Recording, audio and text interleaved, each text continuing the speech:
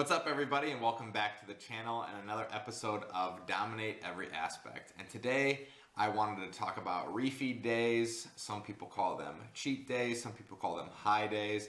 So I'm going to differentiate between the three of those and break down what I've been doing and then what I've most recently started incorporating.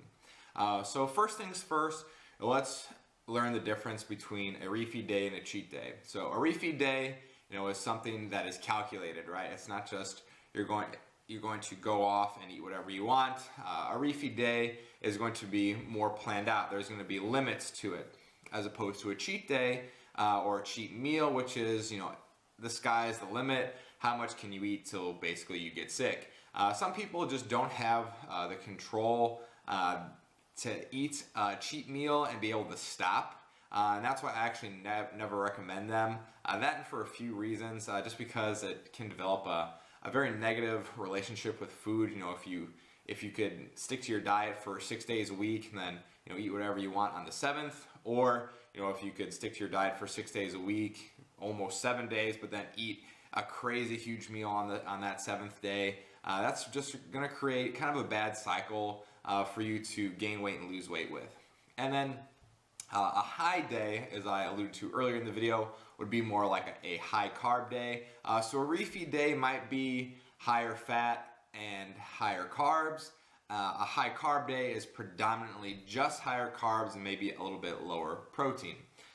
So what I've recently been doing is including a high carb day. And this is just recently because my weight has started to come off, obviously, which you guys will see a little bit later in the video.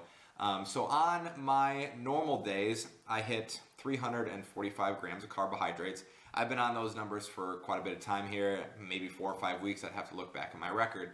And then more recently, since my weight was coming off a little bit more steadily after I went down to 345 grams of carbohydrates, I didn't want my rate of loss, which I've talked about before in another video, to be too quick. So once a week, I started incorporating a high carb day. Now, today is my high carb day, today is Saturday, and today I'm going to be intaking 450 grams of carbohydrates. So roughly, that's about, it's 105 more grams of carbohydrates than I've been intaking on a regular day. Now, conversely, I do lower my protein a little bit. I take it from 260 to 220, and then I take my fat from 65 and put it down to 55. I'm still getting in plenty of protein, I'm still getting in plenty of fat, but it just helps reduce the calories a little bit, just to keep my weight in check and just make sure my glycogen storage is topped off and it's fueled to start the week.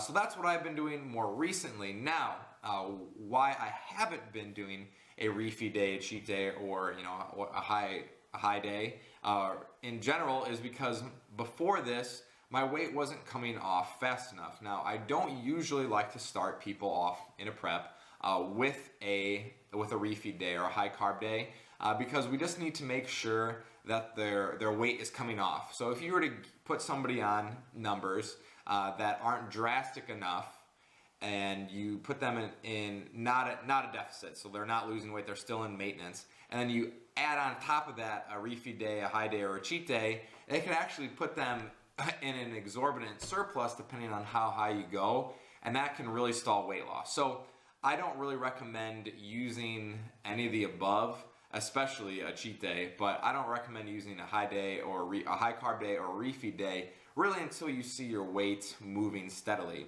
and then you can start incorporating it. Now, for right now, it's only going to be once a week, and then depending on how much I gain or if I lose, I probably will auto-regulate how much I increase or actually decrease my high day numbers. Right now they've been steady. I've been incorporating them for sure the past 3 weeks, and it looks like I'll continue to do this. But right now in my deficit phases, I will be using a high carb day. Now, when I go into my maintenance phases, I will not be using a high carb day anymore. I'm just going to go on steady numbers. So that kind of breaks down a little bit what I've been up to as far as my new diet scheme.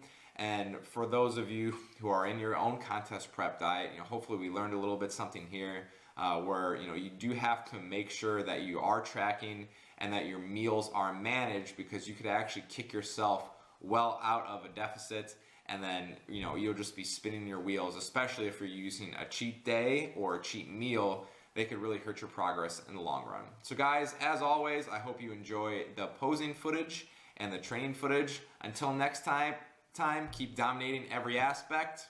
I'll see you soon.